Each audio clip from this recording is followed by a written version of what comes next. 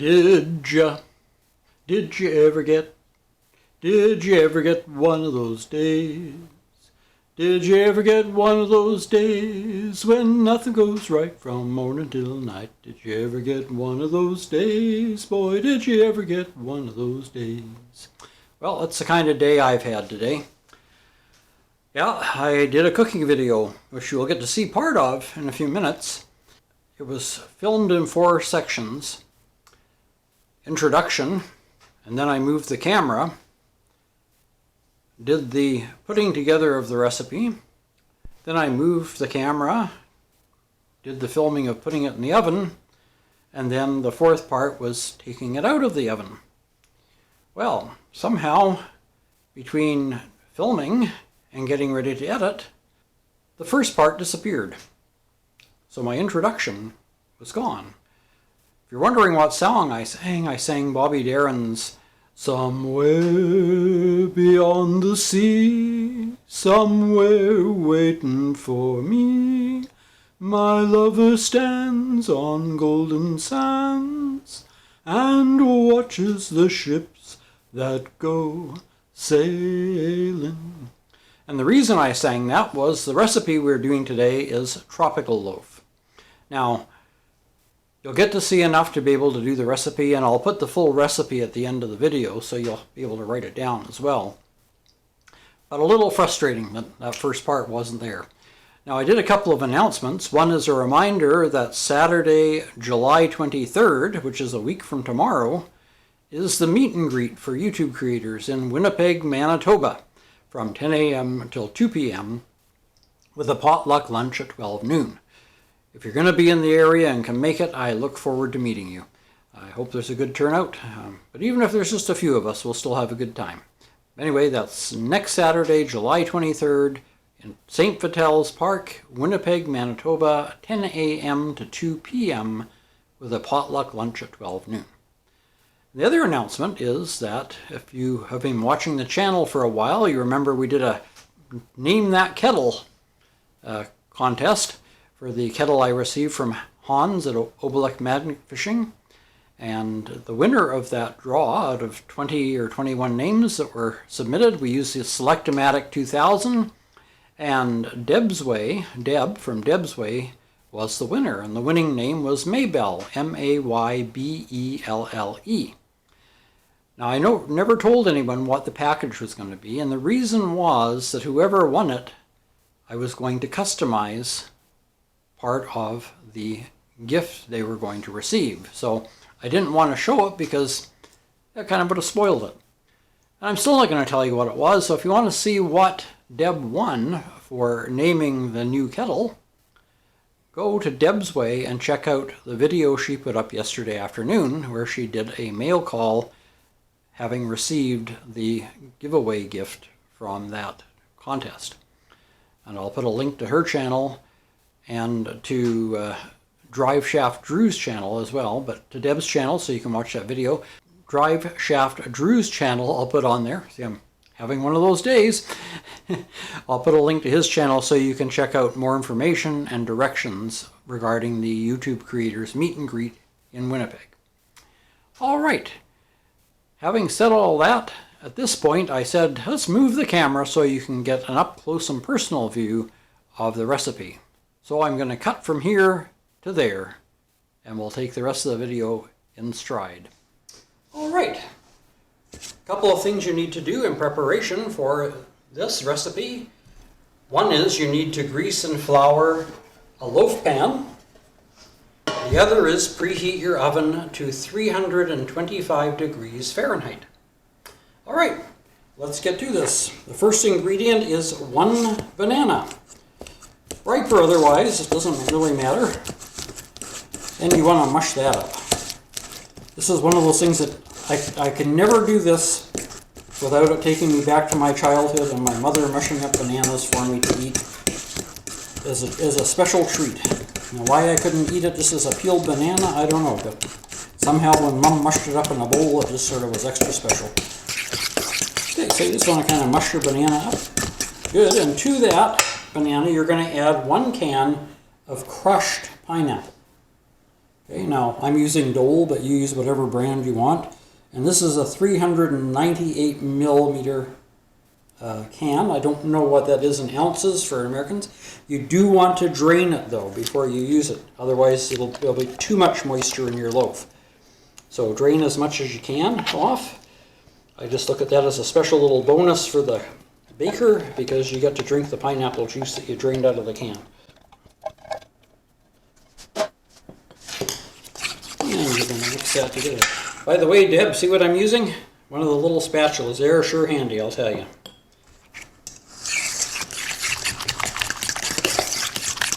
Then you just want to mix your banana and your pineapple together really well. It's your tropical fruits, right? It's a tropical thing. To that, you're going to add a cup of granulated sugar. Now, if you are on a sugar-free diet, you could use Splenda instead, or whatever artificial sweetener you prefer. If you use Splenda, it's a cup of Splenda in place of a cup of sugar. Other sweeteners, you may have to check and see what the equivalent would be. But this recipe certainly does lend itself to artificial sweeteners. Okay. To that, we are going to add 1 egg. Oh, a double yolker. Look at that.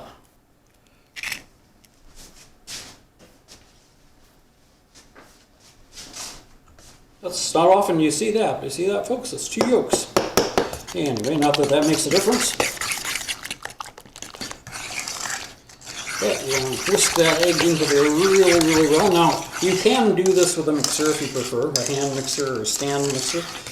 As you know, if you watch this channel to much degree, I tend to use a hand mixer. Now, we're going to add to that, now this is an option here, I'm going to add 1 teaspoon of rum extract, but if you don't like the flavor of rum, you could use a teaspoon of vanilla extract.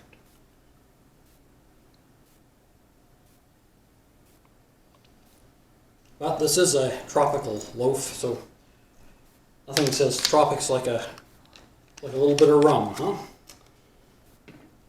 All right, now mix that in really well too. Who knows? I'll probably just take a spoon and eat this right out of the bowl like it is.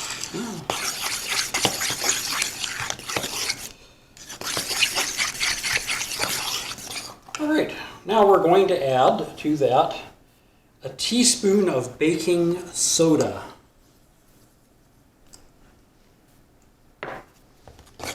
Mix that in as well.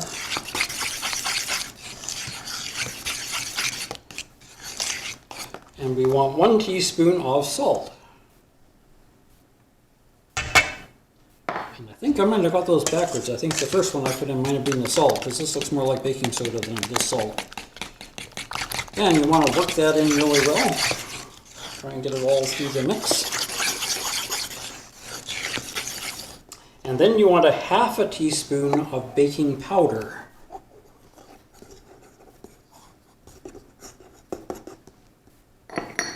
And again, get that worked in into your mix. And you can see once you add the baking soda, it starts to foam a little bit. Don't worry about that, that's perfectly alright. Although I imagine if you whipped it up too fast or too high, you might end up with meringue. Alright, and then we're going to add a tablespoon of cocoa powder. I'm using Fry's, but you use whatever brand you prefer. So it's going to give the loaf a bit of a chocolatey. So you're going to get those mixed flavors of chocolate and pineapple and banana and rum. Now, of course, this is going to make the loaf a dark loaf. So I'm going to get that blended in. Now, this takes a little more blending because the cocoa powder always tends to want to float for some reason. As you probably know, it tends to blend better when you're mixing it into something warm.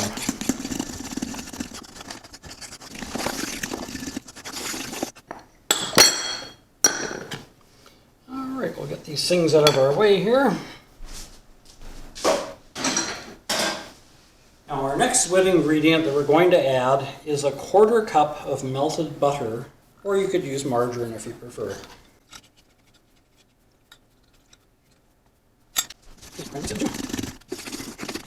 As I said, this tends to foam, and you can really see that, and that's all right. Don't worry about that if it foams.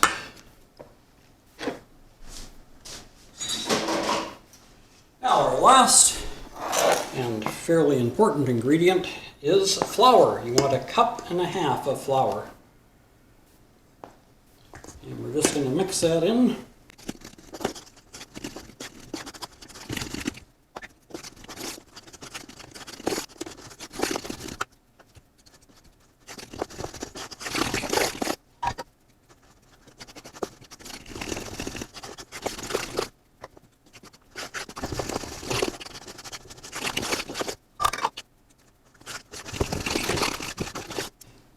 Alright, now we've got our flour all worked in. We'll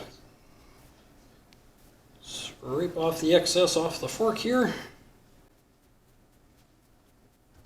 And we're going to put that into our pan.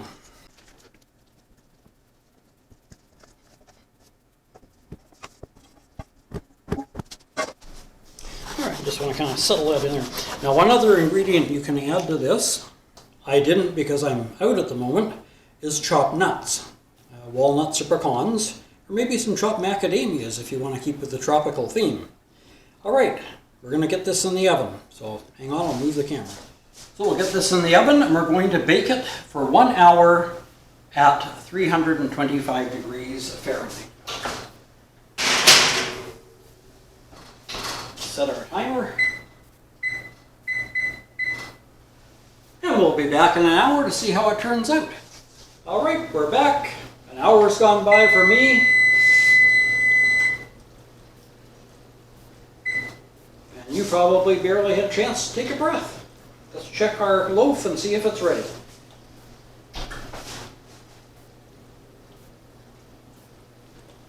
Probe comes out clean, it's ready to go.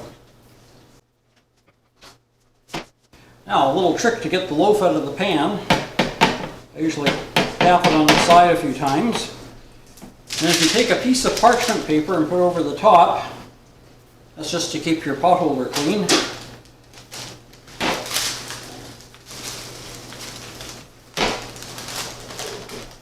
Oh, well, my loaf did not cooperate. Let's see if we can do a quick repair here. Every now and then, no matter how good a chef or cook you are, you may run into issues with getting your loaf out of the pan.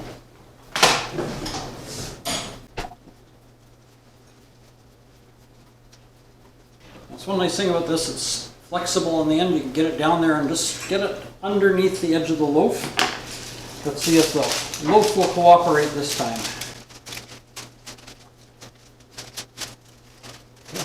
Not quite like it should have, unfortunately. Well, as you can see, we all have kitchen disasters. Part of my loaf, in spite of the fact I greased and buttered my pan, a part of the loaf decided it wanted to stay where it was. So let's see what we can do about this. Can we tuck that back under there? Well, probably not. But you know what? I'm sure it's going to taste just fine, even though it was a little bit of a disaster. Now, I could remake this video and have it come out perfect, but I want you to know, it's just like when you go metal detecting, you're going to dig a lot of bottle caps and pull tabs. When you bake things in the kitchen, every now and then, you're going to have a disaster. And while this will taste great, it just isn't real pretty to look at. But I hope that won't deter you from trying the recipe. I hope you'll give it a try and will enjoy the flavors of the pineapple, banana, chocolate, and rum as they commingle together. Thank you for watching. I'll see you on Tuesday for Tuesdays with a Pilgrim. Until then, take care, stay safe, and God bless.